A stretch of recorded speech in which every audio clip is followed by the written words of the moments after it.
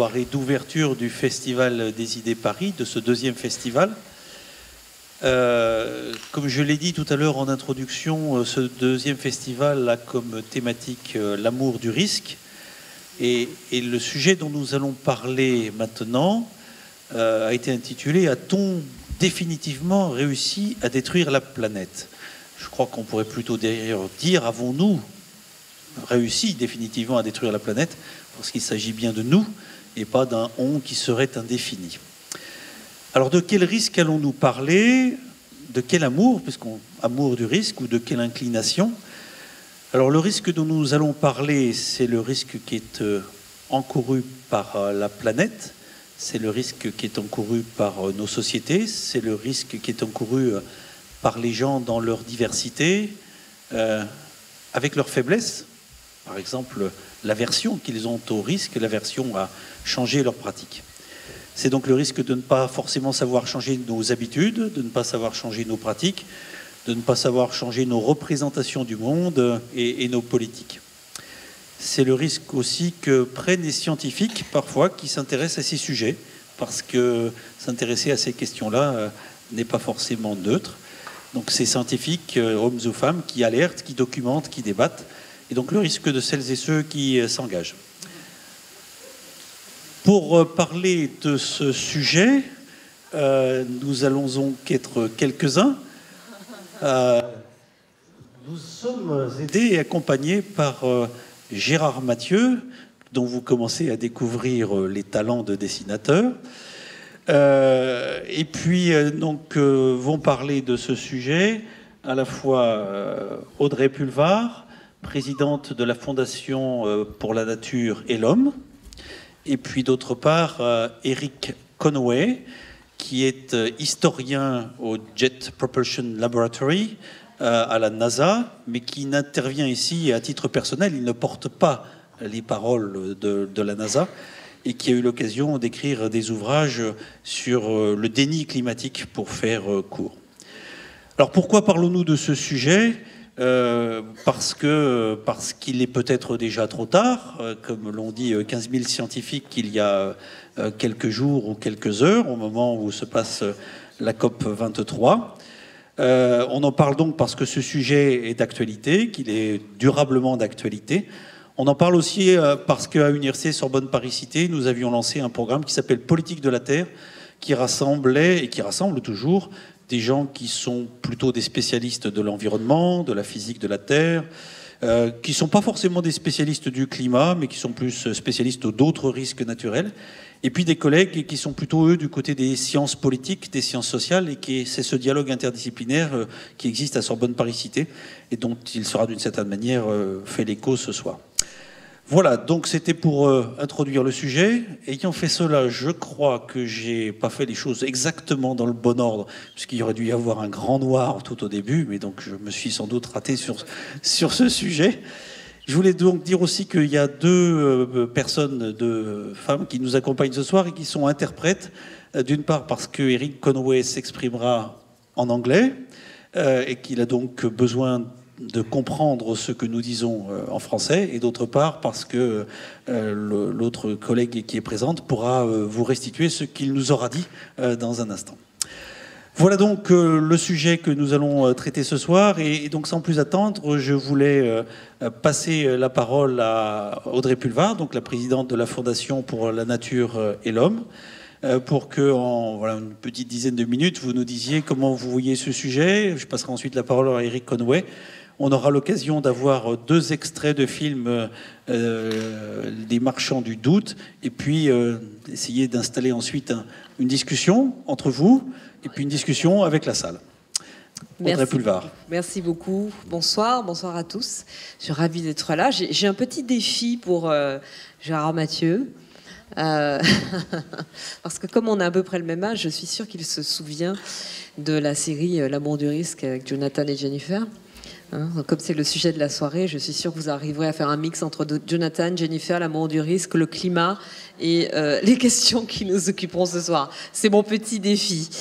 Est-ce qu'on a détruit la planète ? Non. Nous ne l'avons pas détruite et nous ne la détruirons pas, parce que on peut l'abîmer, évidemment, mais elle en a vu d'autres. Nous sommes infinitésimaux, hein, nous, les êtres humains, dans l'histoire et la formation de notre planète Terre. Et elle nous survivra. Elle nous survivra. En revanche, et nous ne disparaîtrons pas non plus de sitôt, même si nous continuons nos bêtises. En revanche, d'ici qu'éventuellement l'espèce humaine disparaisse de la planète Terre, on va sacrément en baver. Et on va être très nombreux à beaucoup souffrir. On n'a pas détruit la planète, mais on l'a dégradée et on continue de la dégrader. Bon, j'imagine que ce soir, on va surtout parler du réchauffement climatique, notamment avec cet appel de 15 000 scientifiques qui est concomitant avec la sortie d'une étude très sérieuse qui démontre que les émissions de gaz à effet de serre repartent à la hausse. Elles s'étaient stabilisées, elles n'avaient pas baissé, elles s'étaient stabilisées depuis 2 ans. L'an dernier, elles sont reparties à la hausse. Mais il n'y a pas que le climat qui nous préoccupe. Il n'y a pas que le climat dans cette grande affaire. Il y a aussi la dégradation de l'environnement en général et l'effondrement, et j'ai même l'accélération de l'effondrement, c'est un double mouvement de la biodiversité. On en parle beaucoup moins, ou alors de temps en temps, vous avez une étude qui paraît comme ça. Mais les trois sont liés, en fait, hein, climat, environnement et biodiversité. Les trois phénomènes se nourrissent l'un l'autre, mais dans un cercle vicieux, en fait. Hein. Plus l'un va mal, plus les deux autres vont mal. Plus les deux autres vont mal, plus l'un va mal. Et en même temps, on observe que dans les endroits de la Terre qui ont été dévastés, par exemple, par des catastrophes nucléaires, en l'absence de l'homme, la biodiversité reprend du terrain, regagne du terrain, se reforme et regagne du terrain. Mais la biodiversité, d'abord, nous en faisons partie, nous les êtres humains, et ensuite, c'est une dynamique. C'est quelque chose qui est en permanence en transformation, en permanence en train de se réadapter. Donc qu'il y ait des espèces qui disparaissent, et même en grand nombre, c'est normal, c'est un processus normal, mais ce qui n'est pas normal, c'est le rythme. C'est pour ça que je vous parlais d'accélération de l'effondrement. C'est la vitesse à laquelle des espèces disparaissent sans que d'autres espèces aient eu le temps de les remplacer, que ce soit des espèces animales ou des espèces végétales. Alors pour ce qui est du climat, ce que je voudrais vous dire, après on va surtout avoir un dialogue, c'est qu'il y a un certain nombre d'idées reçues sur la question du climat.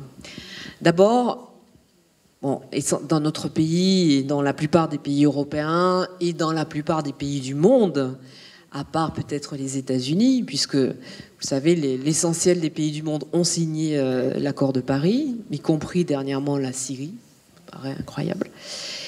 Les opinions publiques sont bien conscientes qu'il y a un changement climatique. Nous ne sommes pas tous d'accord sur les raisons de ce changement. Certains considèrent que l'être humain en est la principale cause, d'autres parlent plutôt de phénomènes saisonniers à des siècles et des siècles d'échéance. Mais en tout cas, la notion de changement climatique, le fait que quelque chose ait changé, que les rythmes des saisons soient bouleversés, que les phénomènes climatiques extrêmes soient de plus en plus intenses et se produisent de façon de plus en plus atypique. Il n'y en a pas forcément plus, mais ils ont un comportement atypique. Le fait que chaque année, 20, 25, 30 millions de personnes soient déplacées ou réfugiés en raison d'événements climatiques majeurs, les questions liées aux grandes famines, aux grands déplacements de populations végétales, par exemple, parce que je parlais de biodiversité, tout ça, beaucoup de gens en sont conscients. Mais on est beaucoup moins nombreux à être conscients de l'urgence climatique. Il y a une différence entre changement et urgence. Et quand je dis on est beaucoup moins nombreux, je parle surtout de nous qui avons la chance, ce soir, dans cette pièce, de vivre dans un pays riche, même si dans notre pays riche, il y a une quinzaine de millions de personnes, ce qui n'est pas rien, qui sont dans une situation d'extrême précarité, et parmi elles, 9 millions de personnes qui sont en situation de pauvreté. Mais nous sommes quand même en France dans un pays riche. Et autre idée reçue qui concerne le climat, l'idée selon laquelle les plus grands pollueurs seraient des pays en développement, des pays du tiers-monde qui essaient de nous rattraper. Ben non, vous l'avez vu peut-être qu'encore avec cette étude parue ce matin sur le fait que le réchauffement, les émissions de gaz à effet de serre ont repris. La réalité, c'est que plus on est riche, qu'on soit à l'échelle d'un pays ou d'un individu, plus on est riche, plus on pollue. Plus on est riche, plus on émet des gaz à effet de serre. Et encore une fois, qu'on soit un pays ou qu'on soit un individu. Aujourd'hui, les 3 plus gros producteurs de gaz à effet de serre, c'est la Chine, qui n'est plus considérée depuis longtemps comme un pays pauvre, bien au contraire. Ce sont les États-Unis. Donc ces deux-là représentent déjà quasiment 40% des émissions de gaz à effet de serre. Et le numéro 3, alors en pays, c'est l'Inde, mais en ensemble et en ensemble de population, c'est l'Union européenne. Nous sommes quand même, Chine, États-Unis, Union européenne, en train de parler des bassins de population et des pays, des organisations les plus riches du monde. Et les émissions de gaz à effet de serre et l'empreinte écologique d'un Américain moyen par rapport à celle d'un habitant d'un pays très pauvre, je prends souvent l'exemple du Malawi parce qu'il est très parlant, l'empreinte de l'Américain est 10 fois plus élevée que celle de l'habitant du Malawi. L'empreinte de l'Européen moyen est 7 fois plus élevée que celle de l'habitant du Malawi. Mais si plus on est riche, plus on pollue, plus on est riche, plus on a les moyens. Alors, je vais utiliser un mot à la mode, résilience. On a les moyens d'être résilient. On a les moyens de faire face à sa propre destruction. En revanche, plus on est démuni, plus on est exposé aux effets du réchauffement climatique et moins on est résilient. Je vous donne 2 chiffres et j'avance un peu. 10% des populations les plus riches du monde produisent entre 40 et 50% du gaz à effet de serre, des émissions de gaz à effet de serre aujourd'hui, quand 10% des populations les plus pauvres subissent 50% des effets de ce réchauffement climatique. Donc pour ces 10%-là, c'est déjà, eux, ils sont déjà bien conscients de la notion d'urgence. Ils ne sont plus seulement dans une notion de changement climatique. Et la réalité, c'est que nous sommes dans une situation qui est déjà aujourd'hui tellement dramatique. Et vous le savez, même si l'ensemble des pays signataires de l'accord de Paris respectaient leurs engagements, alors que cet accord n'est pas contraignant, nous arriverions quand même, à la fin du siècle, à un réchauffement situé, d'après les estimations, entre 3 degrés et 3,5 degrés, ce qui est beaucoup trop. Ce qui signifie que si nous arrivons à ces 3 ou 3,5, nous serons dans des situations d'extrême danger, mais pour des centaines de millions de personnes. Et là, ce ne seront pas 20, 25, 30 millions de réfugiés ou de déplacés climatiques qu'il y aura par an. Ce sera 10 fois plus, avec des situations, encore une fois, complètement atypiques. La difficulté, c'est que face à cela, peut-être que tout cela échappe à l'entendement commun et que finalement, on se retrouve, nous, citoyens lambda, en situation de sidération. C'est-à-dire que quand on commence à aligner devant vous les chiffres, les estimations, les projections et même les effets déjà en cours, déjà constatés, eh bien, la réalité est tellement angoissante qu'il peut y avoir un effet de sidération qui bloque le cerveau et qui empêche de réfléchir. Je crois on a dans les pays développés justement la possibilité d'aller au-delà de cette sidération et de se poser la question de nos propres responsabilités et des transformations à mettre en œuvre pour au moins ralentir ce réchauffement climatique qui, encore une fois, ne détruira pas la Terre, mais risque de détruire, sans mauvais jeu de mots, à petit feu l'espèce humaine. Aujourd'hui, on est en 2017, on a déjà tous les jours 3 milliards de personnes qui vivent avec moins de 2 euros par jour, parce qu'on prend souvent cet exemple de 1 euro, 1 dollar. Bon, grosso modo, aujourd'hui, c'est à peu près la même chose. On prend souvent l'exemple de tant de personnes, 900 millions de personnes tentent de vivre avec 1 euro par jour, ou 1 dollar. Mais si vous passez simplement à 2 dollars par jour, ou 2 euros par jour, ce sont 3 milliards d'êtres humains, 3 milliards aujourd'hui, qui survivent avec 2 euros, ou un peu plus de 2 dollars par jour. Et ce sont 900 millions de personnes qui meurent de faim aujourd'hui, et cette situation, qui meurent de faim, qui sont en situation de sous-nutrition, cette situation d'expansion de la faim, FAIM, dans le monde, elle repart à la hausse depuis 2 ans, et on sait qu'il y a évidemment un lien direct avec les questions climatiques, avec les conflits que ces questions génèrent, et avec, encore une fois, les déplacements de population qu'elles génèrent. Donc on est déjà, en 2017, dans une situation de péril climatique très intense. Voilà, 15 000 scientifiques le disent encore aujourd'hui. On est déjà dans une situation de très forte responsabilité de ceux qui ont le plus à l'égard de ceux qui ont le moins. On est déjà dans une situation d'immense précarité, de creusement des inégalités, parce que quand je vous dis c'est les pays les plus riches par rapport aux pays les plus pauvres, dans les pays développés comme le nôtre, il y a les mêmes variations d'indices entre les plus aisés et les plus démunis. Donc on est déjà dans une situation d'inégalité totale, d'exposition des plus démunis aux effets les plus dévastateurs des réchauffements climatiques. Et face à cela, on peut considérer que on est foutu, non seulement on mange trop, mais on consomme trop, et que on se dit ils trouveront bien, il y a bien quelqu'un qui trouvera à un moment une solution. Continuons comme as usual. Ou on peut se dire qu'il nous faut engager la transformation. Encore un mot pour vous dire que, justement, je faisais la nuance entre changement et urgence.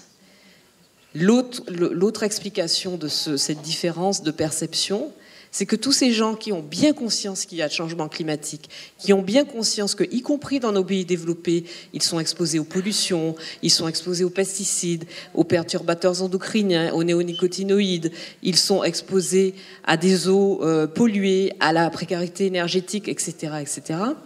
Eh bien, tous ces gens, si vous les interrogez, vous disent « c'est vrai, ça existe, c'est un problème pour moi, pour mes enfants, mais j'ai plus urgent à régler ». J'ai plus urgent à régler, c'est trouver un emploi, c'est être en sécurité, etc. Donc je reviens à la transformation dont je vous parlais à l'instant, pour vous dire que le boulot des ONG comme la nôtre, et ce qui nous fait avancer, et ce qui fait qu'on emmène des gens avec nous, c'est qu'on arrive à les convaincre avec des propositions très étayées, très sérieuses. À la Fondation, nous avons un conseil scientifique qui est composé de gens de très grand talent. On arrive à les convaincre que non seulement face à l'urgence climatique, il nous faut mettre en place cette transformation de nos modes de vie, nos modes de travail, de déplacement, des échanges internationaux, du circuit alimentaire, etc., etc. Mais qu'en plus, dans cette transformation, il y a la solution à ce qu'ils considèrent comme leurs problèmes les plus urgents, parce que la transition écologique, elle est porteuse d'emploi, elle est porteuse de mieux-être, elle est porteuse de meilleure santé publique, elle est porteuse de meilleur épanouissement. Et ça, quand on arrive à en convaincre ceux auxquels on parle tous les jours sur le terrain, eh bien, c'est en général assez positif. Merci beaucoup.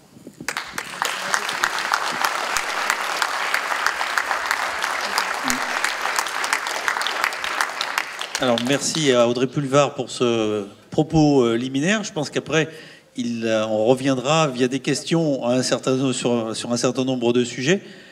Vous avez notamment utilisé un terme qui me permet de faire le lien avec ce que va peut-être dire Eric Conway, c'est le terme d'effondrement. Puisqu'il se trouve que Eric Conway a écrit plusieurs ouvrages. Comme je le disais tout à l'heure, il est historien à la NASA. Et à côté de son travail d'historien à la NASA et au JPL, il a conduit un certain nombre de travaux, alors à la fois sur le doute et la manière dont il peut être instillé par celles et ceux qui souhaitent dénier un certain nombre d'urgences, de risques. Et puis il a écrit un ouvrage que moi j'avais eu l'occasion de lire, je le lui ai dit, qui s'appelle « L'effondrement de la civilisation occidentale ». Et donc ce terme d'effondrement, finalement, peut faire le pont. Eric Conway, donc je vous laisse la parole pour dizaine de minutes aussi, et puis ensuite nous aurons un petit film et l'occasion d'interagir les uns avec les autres. Eric? First, I have to thank my wonderful translator here, otherwise I would have had no idea what just happened.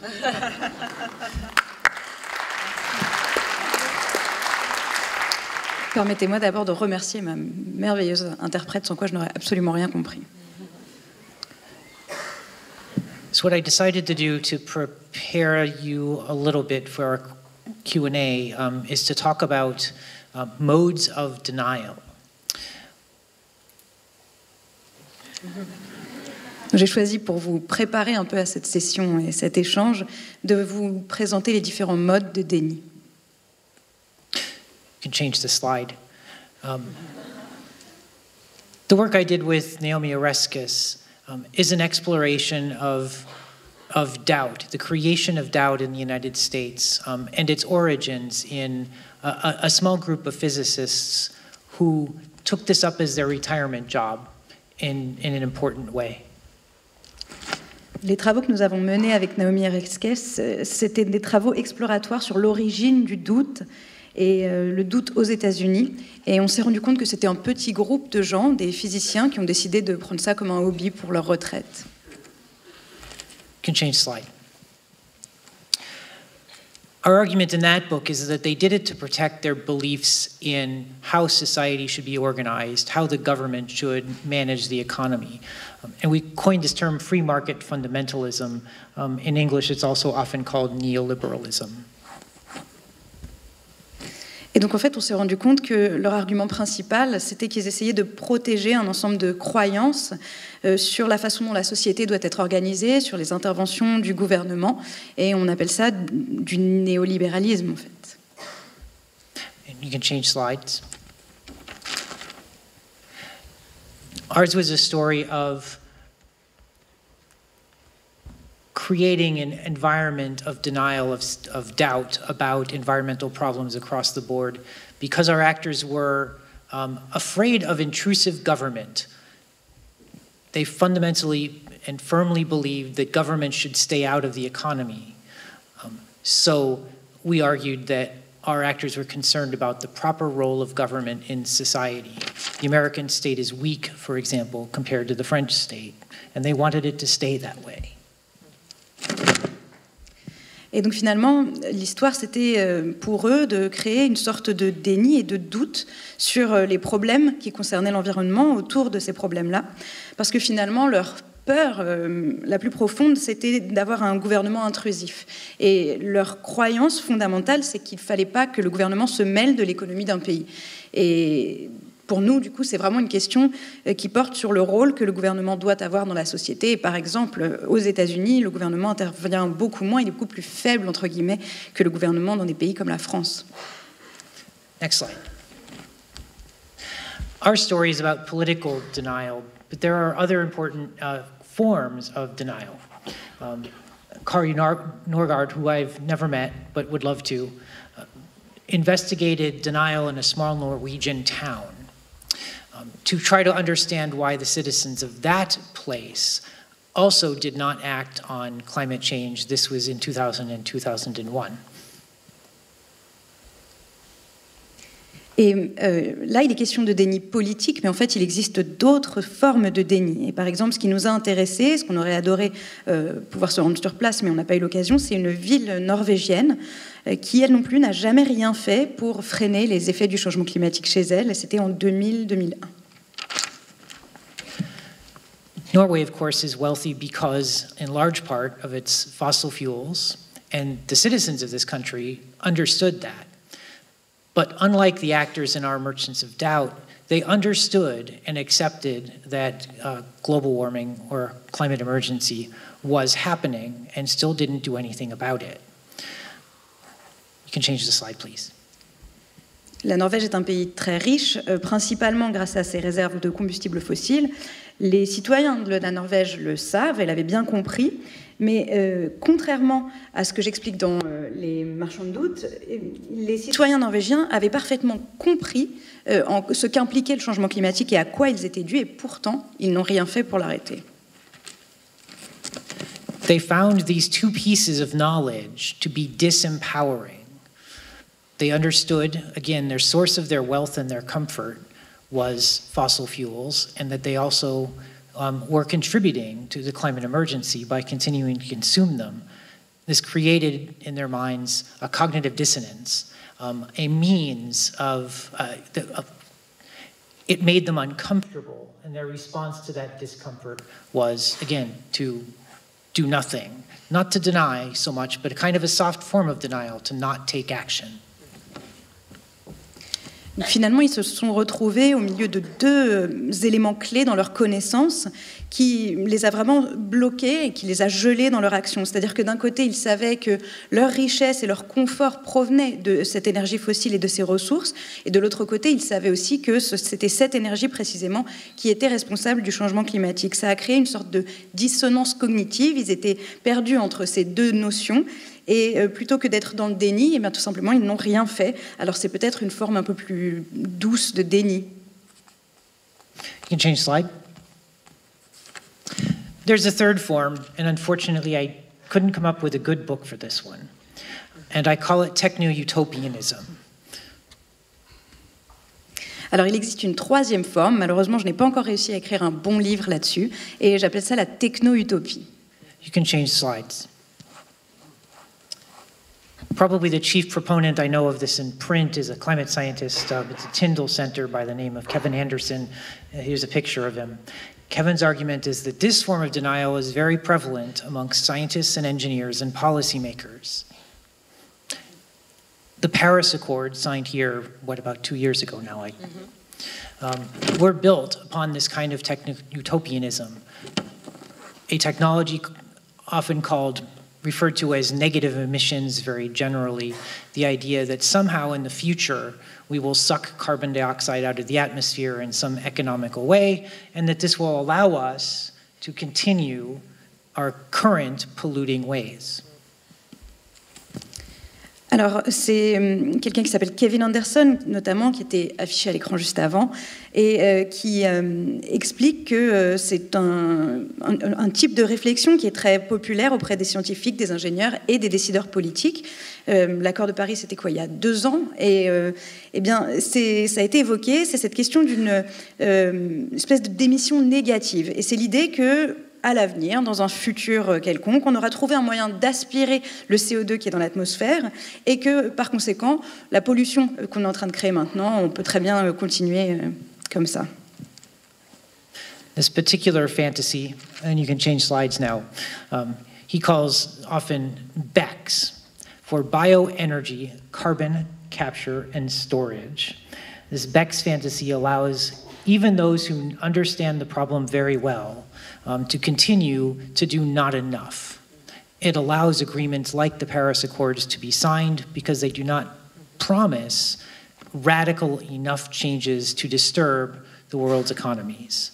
Again, another soft form of denial. Et donc c'est un fantasme que Kevin Anderson a appelé le BACS pour capture et stockage du carbone par la bioénergie. Et globalement, c'est l'idée qu'on connaît le problème, on comprend le problème, mais qu'en se basant sur cette croyance-là, eh bien, on peut se dire que finalement, même si on n'agit pas suffisamment, ça devrait aller. Et c'est ce type de croyance qui fait qu'on arrive à signer des accords comme l'accord de Paris qui ne sont pas suffisamment contraignants et on se dit que ça ira quand même et qui n'impliquent pas des changements radicaux et donc ça rassure. You could change slides, please. Because of this, there have been a couple of books written about our failure to deal adequately with the climate crisis. One is by a former soldier turned philosopher by the name of Roy Scranton, Learning to Die in the Anthropocene.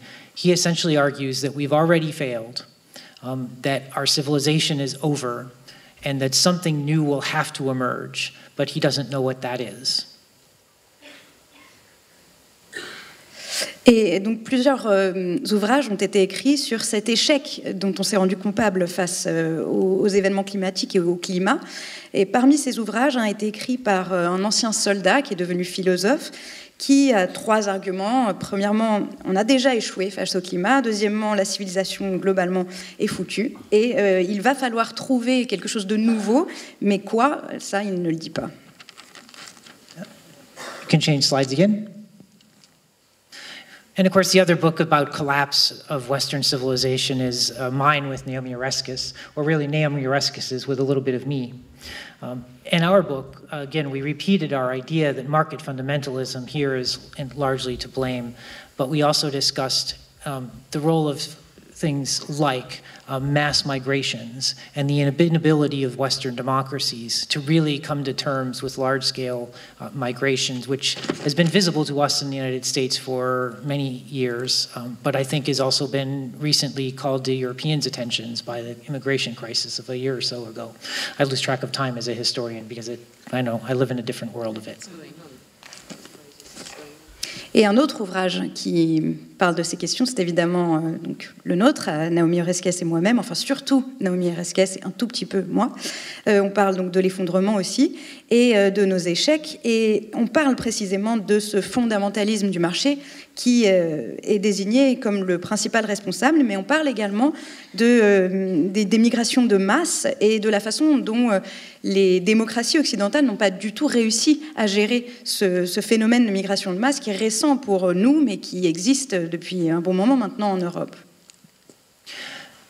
So Naomi Oreskes and I don't know what this new civilization will be, but one certain strong point of agreement I have with the Madame is that there will be something. The world will continue to exist. There may be less creatures in it. There may be fewer people in it. But we can't imagine what that world will really be other than warmer, higher standing seas and many ruins for our ancestors, and our successors in the world to wonder at. Alors, ni Naomi ni moi-même ne savons à quoi ressemblera cette nouvelle civilisation, mais là où on est plutôt d'accord, et plutôt d'accord avec Audrey aussi, c'est qu'il existera bien une nouvelle civilisation, il y aura une planète, elle existera. Alors, peut-être qu'il y aura moins de créatures, moins d'êtres humains aussi. C'est difficile d'imaginer à quoi elle ressemblera. On sait simplement que le niveau des mers sera certainement plus élevé. Et puis qu'on aura laissé un certain nombre de ruines aussi pour que nos successeurs y passent du temps et essayent de découvrir de quoi elle retourne. And thanks again to my wonderful translators. Encore merci aux interprètes. Donc de vos deux interventions, je retiens donc l'idée qu'il y a bien un risque, que ce risque est avéré, qu'il y a une forme d'urgence, qu'il y a peut-être pas une forme de disparition de la planète, c'est certainement pas ça le sujet, mais un risque d'effondrement de la civilisation telle que nous la connaissons. Je vois des questions de solidarité face au climat, d'inégalité qui sont importantes. Vous nous avez bien dit tout à l'heure qu'il y avait des formes de déni qui pouvaient être différents. Le déni organisé, le déni... le nôtre, par un peu défaut d'action, et puis une forme de déni technologique. Bon. Alors, je pense que ces éléments-là, il y aura forcément des formes de consensus entre vous. En même temps, une fois qu'on a dit ça, on est là pour parler de l'amour du risque. Alors, on n'aime certainement pas ce risque-là, et on aimerait sans doute, l'amour, faire quelque chose qui soit un peu différent. Alors, vous l'avez un peu évoqué tout à l'heure, Audrey Pulvar, en essayant de dire, finalement, quand on intervient dans une ONG comme la nôtre, notre fondation, on arrive à faire un peu bouger les choses. Et donc, moi, c'est un peu cette question-là que j'aurais envie de vous reposer à l'un et à l'autre. C'est finalement, ce diagnostic étant posé, qu'est-ce qu'on peut proposer ? Qu'est-ce qu'on peut faire comme mouvement pour ne pas être dans l'effet de sidération qui a été évoqué tout à l'heure ? Alors, je vais vous prendre vraiment au mot, parce que dans votre question, ce qui me vient à l'esprit, c'est cette petite boutade de Fournier qui était considérée, enfin peut-être que peu d'entre vous, parce qu'il y a surtout des très jeunes dans la salle connaissent, mais qui est considéré comme l'inventeur du mot écologie et qui était souvent présenté comme un dessinateur, un caricaturiste, un artiste à la fin des années 70, à la fin des années 60, et début des années 70, mais qui en fait était un écologiste de la première heure et un grand défenseur de l'environnement et qui déjà, au début des années 70, alors que pour le coup c'était vraiment pas à la mode, s'inquiétait de la disparition de la biodiversité, ou en tout cas déjà un processus d'accélération, et s'inquiétait de questions liées au climat et à l'environnement en général. Et ce que disait Fournier, c'était que... Et il avait cette phrase, il disait, j'ai pu constater, il a eu une vie assez courte, mais j'ai pu constater dans ma vie que l'obstacle le plus infranchissable et le plus commun dans la population, quand il s'agit de changer de mode de vie, l'obstacle le plus infranchissable et le plus commun, c'est la peur de passer pour un con. Au motif qu'on est beaucoup mieux à se tenir au chaud et à penser tous la même chose, le premier qui lève le doigt et qui dit peut-être qu'on devrait changer l'orientation du troupeau, même si on n'est pas des moutons, eh bien celui-là, il n'ose pas parfois parce qu'il a peur de passer pour un con. Or, les transformations que nous devons mettre en œuvre, ce ne sont pas seulement une collection de solutions, parce qu'aujourd'hui déjà, vous avez dans le monde entier des initiatives, je ne vous parle même pas d'initiatives étatiques, je parle d'initiatives de groupes de citoyens, d'entreprises, des start-up qui se créent. Vous avez des milliers d'initiatives vertueuses qui règlent ici un problème de commerce équitable, là un problème de recyclage du plastique, là un problème de nettoyage, etc. Et puis vous avez tous les processus industriels qui sont mis en œuvre par des grandes industries comme par exemple le processus du véhicule électrique, etc. Donc il y a déjà un certain nombre de solutions qui existent. Mais c'est une collection de solutions.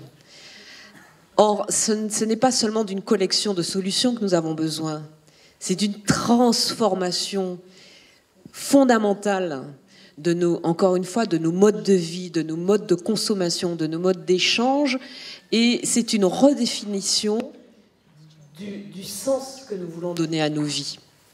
Des vies qui seraient beaucoup moins remplies de produits manufacturés, qui n'ont jamais suffi à remplir une sensation de solitude, et des vies beaucoup plus tournées vers l'altérité, vers le sens, vers la pensée, vers l'échange d'idées et vers la rencontre de l'autre. Et je sais que quand je dis ça, je m'entends dire, peut-être que certains d'entre vous le pensent, ouais, tout ça c'est flower power, c'est mignon, mais c'est pas réel. Mais c'est là justement qu'il ne faut pas avoir peur de passer pour un con. Parce que le cynisme, l'égoïsme, le capitalisme à tout crin, le chacun pour soi, le riche plus fort que le faible, le pays riche plus fort qui exploite le pays pauvre, qui externalise ses pollutions et ses émissions de gaz à effet de serre vers les pays les plus pauvres, on a déjà essayé. On le fait depuis la révolution industrielle.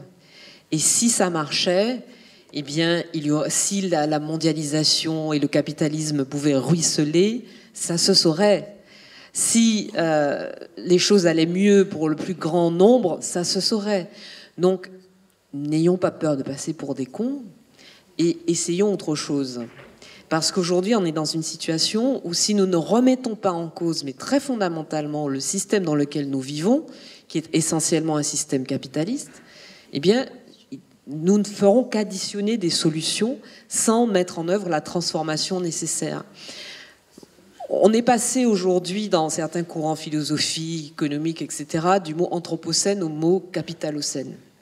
Parce que beaucoup considèrent que c'est le capitalisme, parce que dire anthropocène, ce serait considérer que l'ensemble de l'humanité serait responsable de ce qui se produit, alors qu'en fait, c'est, selon ces penseurs, essentiellement le système capitaliste et ceux qui en profitent le plus qui sont à l'origine des principales dégradations.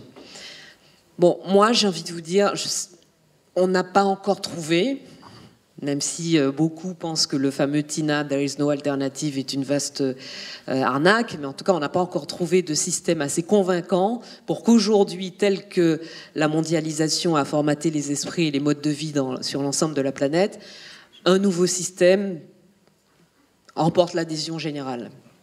En revanche, ce qu'on propose à la Fondation et ce qu'on porte comme idée, comme philosophie, c'est peut-être de trouver une alternative au court-termisme. Parce que ce court-termisme qui découle directement du capitalisme, qui est cette espèce de frénésie permanente, frénésie de l'investisseur qui veut un retour sur investissement le plus rapide possible, frénésie de l'homme ou la femme politique qui veut absolument garder le pouvoir et qui va, du coup, prendre des décisions à court terme parce qu'il faut absolument être élu 3, 4, 5 ans plus tard. Frénésie, évidemment, du consommateur, frénésie de sociétés entières qui ne cessent de consommer, de produire, de détruire. Eh bien, l'alternative à cela, c'est ce que je vous disais tout à l'heure, remettre un peu de long terme, réfléchir à ce que nous laissons comme héritage, pas seulement à nos enfants, parce que beaucoup d'entre nous ici vont vivre très vieux. Aujourd'hui, on vit jusqu'à 100, 110 ans, et peut-être bientôt à 120 ans. Je ne parle pas de 800 ans, mais 120 ans. Donc, ce n'est pas seulement pour nos enfants. Avant, quand on parlait réchauffement climatique, et d'ailleurs je préfère le terme américain de global warming parce qu'il donne bien l'idée du phénomène global, non seulement pour l'ensemble de la planète, mais global en ce sens qu'il concerne l'environnement, la biodiversité, le climat, l'économie, le social, les questions d'inégalité. Mais avant, on se disait, au moins jusqu'à la conférence de Copenhague, bon, les questions climatiques, c'est loin, c'est dans des pays pauvres, loin de nous, de nos modes de vie, et puis c'est pour dans longtemps. Donc effectivement, il faut être très vertueux pour s'intéresser à la fois à des gens qui vivent très loin de vous, qui ne vous ressemblent en pas grand-chose, à part que quand même ce sont d'autres êtres humains, ou s'intéresser à des gens qui ne sont pas encore nés. Sauf que là, on a les deux pieds dedans, là. Et ça nous concerne aujourd'hui, ça concerne nos enfants évidemment, mais ça nous concerne déjà aujourd'hui. Et nous, l'alternative que nous portons, c'est pas forcément une alternative au capitalisme, parce que ça, c'est peut-être un combat perdu d'avance, mais en tout cas, une alternative au court-termisme et à cette frénésie. Et à nouveau, une autre définition de ce que nous voulons faire de nos vies. Mais ne pensez pas que ce soit uniquement de l'angélisme. Je veux dire, pourquoi on ne pourrait pas, une fois dans sa vie, être pris au sérieux quand on en appelle au meilleur de l'être humain plutôt qu'au pire ? Je ne vois pas d'explication rationnelle pour laquelle celui qui fait appel au meilleur de ce que nous portons tous, c'est-à-dire le goût de l'altérité, l'humanité, serait plus moqué que celui qui fait appel au pire de ce que nous portons tous en nous, c'est-à-dire l'égoïsme.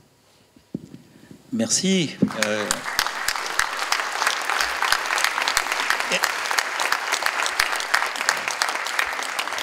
Éric, je repose ma question parce que je pense que Audrey Pulvar nous a apporté quelques éléments. Cette idée que ce risque-là, nous ne l'aimons certainement pas et qu'il faut pouvoir trouver quelque chose qui soit désirable. Alors, qu'est-ce qu'on pourrait désirer ou par quels moyens pouvons-nous dépasser ce risque que nous n'aimons pas, en l'occurrence, celui-ci ? Et quel risque devons-nous prendre ? Passer pour des cons pour pouvoir éventuellement... Voilà, trouver un monde plus désirable et éviter l'effondrement de la civilisation occidentale, puisque c'était le titre de votre livre.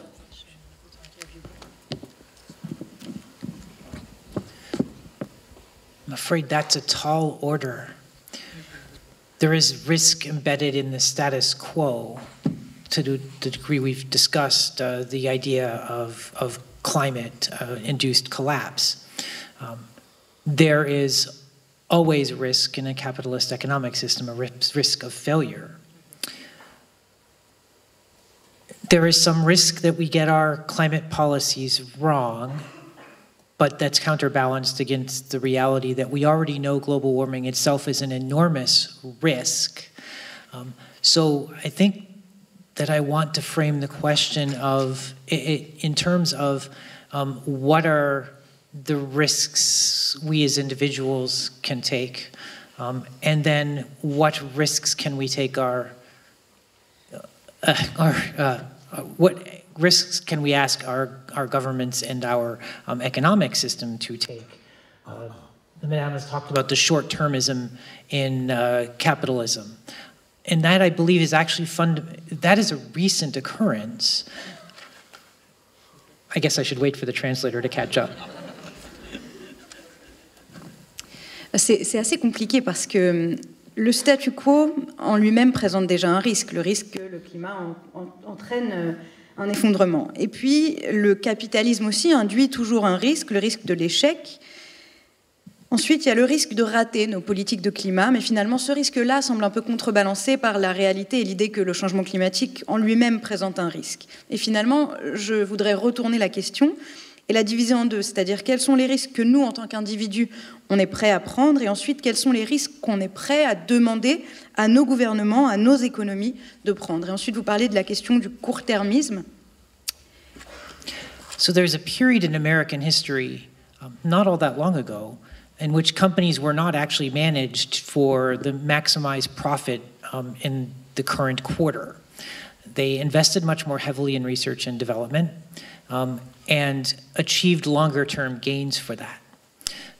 What changed is the thinking about capitalism in economic departments in universities, which fed over into government policy and into Wall Street.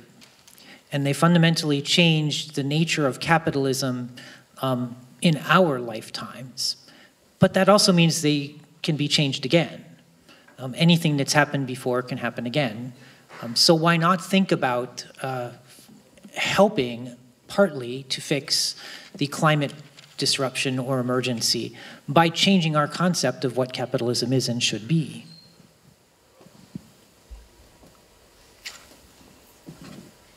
Dans l'histoire américaine, l'histoire récente, il y a eu une période pendant laquelle les entreprises américaines avaient changé leur système de management.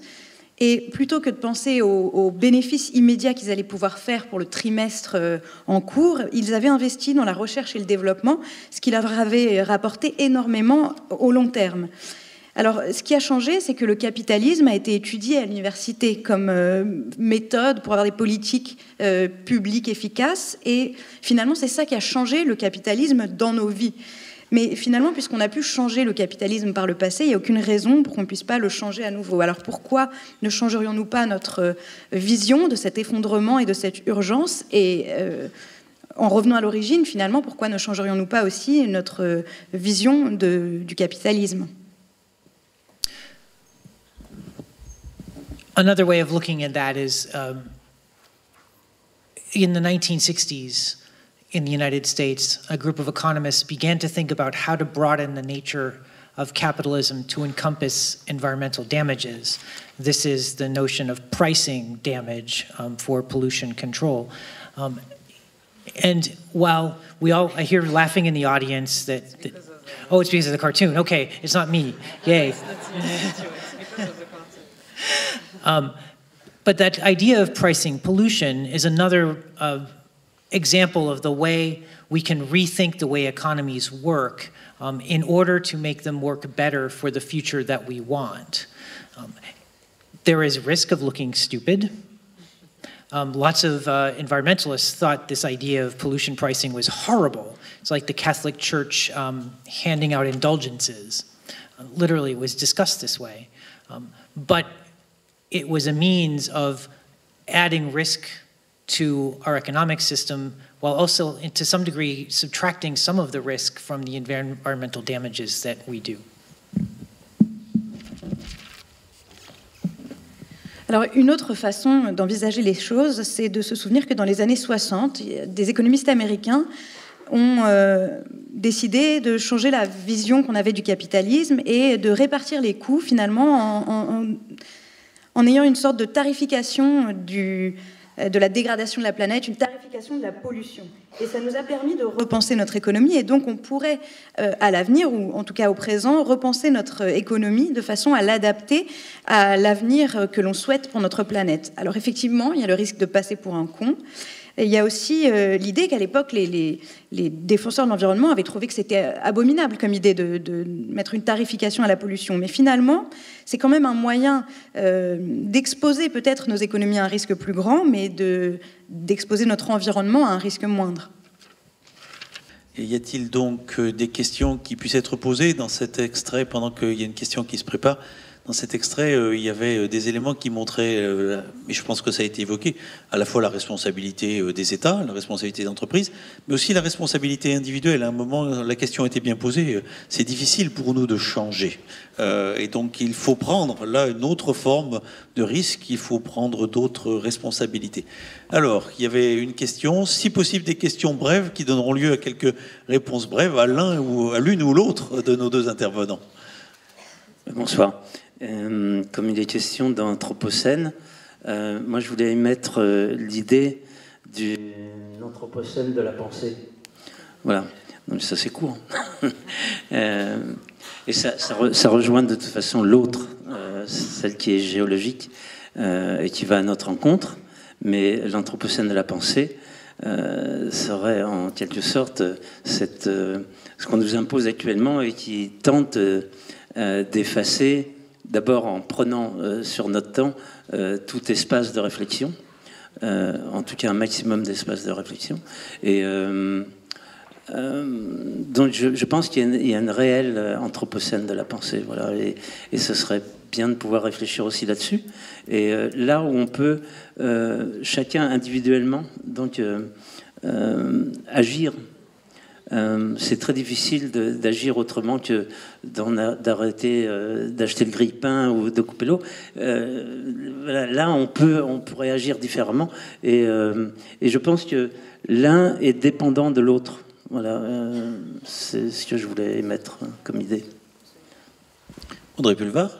Alors là, pour le coup, je parlerai plus de capitalocène de la pensée que d'anthropocène de la pensée, parce que c'est l'un des aspects du capitalisme. Et moi, je trouve que la personne qui en a donné la plus belle définition, probablement à son corps défendant, quoique, était peut-être assez, finalement, déculpabilisé pour vraiment saisir la portée de ses propos. C'est Patrick Lelay, l'ancien patron de TF1, qui avait dit ce qu'il vendait à ses annonceurs, c'était du temps de cerveau disponible, en fait.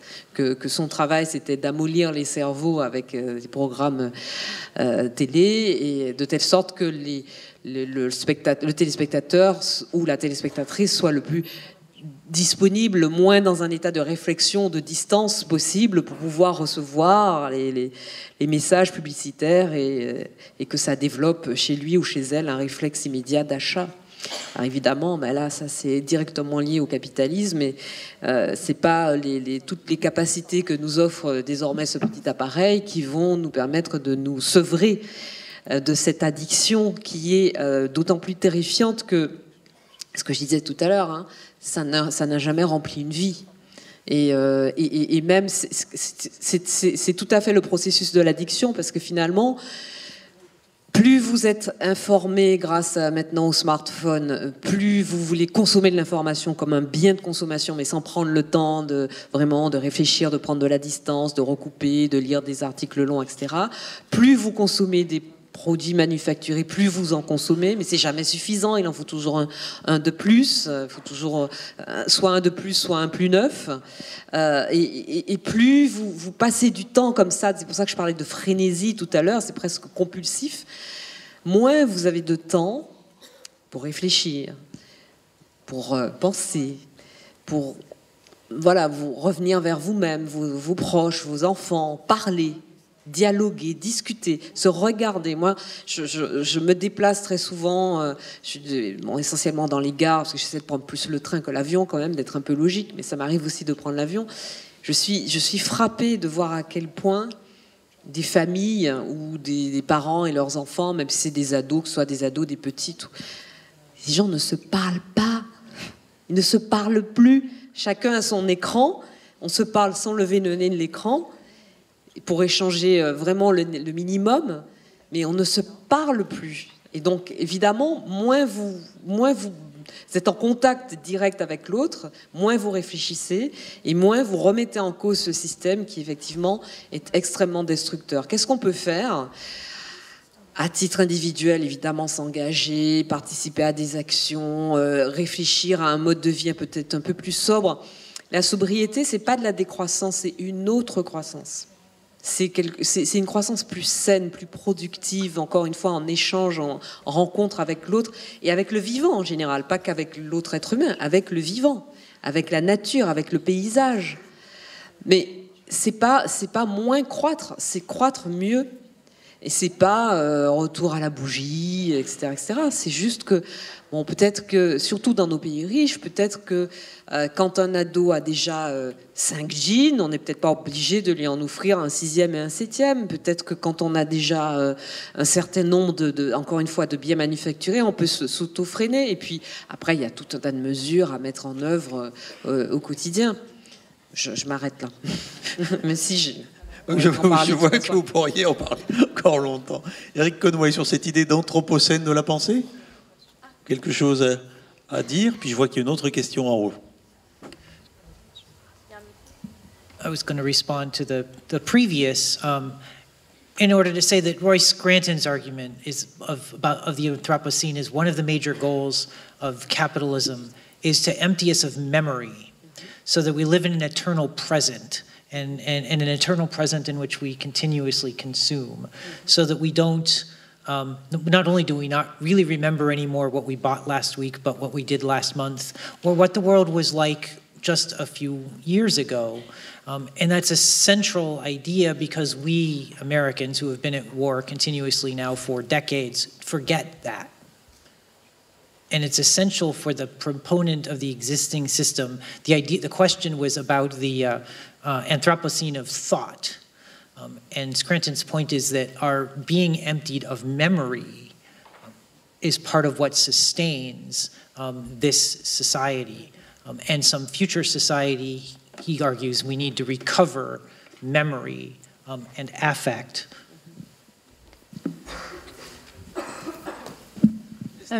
Sur l'anthropocène de la pensée, il faut savoir que l'un des principaux objectifs du capitalisme, c'est de nous débarrasser de notre mémoire pour qu'on vive dans une sorte de présent éternel et que, par conséquent, on consomme. Parce qu'on ne se souvient pas de ce qu'on a acheté la semaine dernière, on ne se souvient pas de ce qu'on a vécu dans les années passées ou de ce que la planète nous montrait par le passé. Et donc ça, c'est essentiel déjà pour les Américains, parce que comme ça, ils oublient les guerres dans lesquelles on s'est engagé par le passé. Ça fait des décennies qu'on est dans des guerres perpétuelles. Et puis, c'est essentiel aussi pour le système capitalisme. Donc, cette idée d'anthropocène de la pensée, oui, l'idée, c'est qu'on soit vidé de notre mémoire. Et cette idée-là, c'est ce qui maintient la société en l'état. Il y avait une question là-haut. Oui, bonjour. Sur votre champ d'investigation, je me demande s'il n'est pas temps de parler de l'énergie. Alors, dans votre jolie brochure, j'ai eu le plaisir de voir une photo de Nikola Tesla. Au jour d'aujourd'hui, le projet de Tesla, il est bien mort, puisqu'on nous oblige à prendre des objets techniques, le Linky, le Gaspar et Aquarius, qui émettent des ondes. Donc, est-ce que la question de la pollution électromagnétique soutenue par les pouvoirs en place, il ne faudrait pas s'amuser à la remettre en cause? Alors, est-ce que votre fondation, elle peut faire quelque chose là-dessus? Et aujourd'hui, il y a des gens quand même qui arrivent à faire des machines à énergie libre. Donc pour ceux qui ne connaissent pas Tesla, je vous invite à googliser Tesla. Vous allez voir qu'il y a plein de gens qui font des choses. Alors du coup, la solution, l'énergie éthérique, il n'y a pas d'espace vide. On le connaît depuis les anciens, ça. Alors du coup, qu'est-ce qu'on peut faire, en fait, j'ai envie de dire, autour de ça? Voilà. Et pourquoi vous avez mis Tesla là-dedans? Et bizarrement, on n'en parle pas dans notre discussion. Non, ça, c'est pas une brochure de la FNH. Hein. Non, c'est la brochure, le programme de... Oh, d'accord, ok. Donc la question est... La question... Non, c'est le programme des idées. Voilà. Alors, suivons nos idées, effectivement. Ouais, du coup, j'ai oublié ce que je voulais vous répondre. Oui, la difficulté, une des difficultés que nous avons, et puisqu'on parle de déni, je pense qu'Éric Conway pourra en parler mieux que moi, c'est la vastitude, l'ampleur de la destruction et de ses conséquences pour l'environnement, mais aussi pour l'être humain, sur des générations et des générations. Et l'importance de la transformation qu'il y a à mettre en œuvre. Alors que ce soit pour les ondes électromagnétiques, dans ce film-là, il y avait des personnes interviewées qui disaient « mais on a mis 50 ans pour le tabac et on n'a pas 50 ans », mais évidemment que sur les ondes électromagnétiques, on va découvrir dans 10 ans, dans 15 ans, dans 20 ans, qu'elles ont produit des dizaines de milliers de cas supplémentaires de maladies graves. Mais qui a qui est prêt, à part une petite partie de la population, à renoncer à son téléphone portable, par exemple, hein, parce qu'il n'y a pas que ça, évidemment, il y a tout ce qui est les réseaux, les Wi-Fi, etc. Et puis bon, il y a plein de sources dont vous parliez du compteur Linky, par exemple. Évidemment que le glyphosate est un produit dangereux. Alors je sais qu'il y a je fais vraiment très rapidement une parenthèse, je sais qu'il y a une confusion dans l'esprit du public, puisque la classification du Centre international de recherche sur le cancer, le risque est classifié en 5 étapes, et l'étape la plus forte, c'est cancérigène, point, ou cancérigène avéré. Et juste avant, il y a cancérigène probable. Et puis après, ça descend petit à petit. Et aujourd'hui, on a des études, et c'est pas une étude, hein, c'est pas juste une comme ça, c'est des dizaines d'études qui montrent que le glyphosate, que l'on retrouve massivement partout, on en a partout, que le glyphosate est un cancérigène probable. Et pourquoi on dit probable? Parce que quand on dit cancérigène probable, ça veut dire que la dangerosité de ce produit a été démontrée scientifiquement. Elle a été démontrée grâce à une série d'études, elle a été démontrée grâce à des essais faits sur des animaux, et des animaux très proches de l'être humain. Cette dangerosité, elle est démontrée. Mais comme on ne peut pas encore, dans le monde dans lequel on vit, faire des essais sur l'être humain avec des produits dont on sait qu'ils pourraient produire des maladies très graves, on ne peut pas passer au stade de cancérigène avéré. Mais il n'empêche que ce produit est massivement utilisé et très dangereux, que les premiers exposés sont les agriculteurs et leurs familles. J'entendais ce matin, cette nuit, sur France Inter, un papier sur le titane. Vous allez bientôt entendre parler des nanoparticules. Nous avons lancé une pétition à la Fondation contre les OGM cachés, parce qu'il y a les OGM dont on vous parle, puis il y a des OGM qui existent déjà, qui sont cachés. Est-ce qu'ici, par exemple, beaucoup d'entre vous savent que le gaz de schiste, dont l'expérimentation et l'exploitation sont interdits en France, eh bien du gaz de schiste, il y en a en France. Nous importons du gaz de schiste du Canada. Mais nous n'avons pas le droit d'en produire, sauf que le grand public ne le sait pas. Donc, oui, sur ce dont vous parlez, comme sur des tas d'autres transformations nécessaires, l'impact sur la santé publique est tellement massif. Quand on vous dit que la pollution a provoqué 500 000 décès supplémentaires l'année dernière en Europe par rapport à ce qui se serait passé s'il n'y avait pas une telle pollution de l'air, ça paraît incroyable. Et c'est là que je reviens à la question de la sidération, et peut-être qu'Éric pourrait nous dire ce qu'il en pense de cette incapacité du citoyen ou de la citoyenne à se dire, mais ça, ce n'est plus possible. Je sais que c'est dangereux pour ma santé, je sais que c'est dangereux pour la santé de mes enfants, et pourtant je n'arrive pas à remettre en cause l'idée selon laquelle on l'utilise et qu'on n'arrive pas à s'en passer.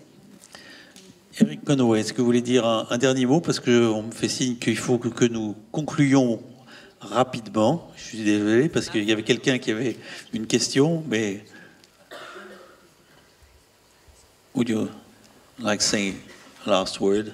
I would only say I don't really have much of an opinion on the carcinogeneity of low-energy electromagnetic waves, but I am enough of a physicist of the French 18th century to know that the French demonstrated that there is no such thing as free energy. There are only energies that cost more and those that cost less, and that's both true in money, in terms of thermodynamics, and in terms of health impacts.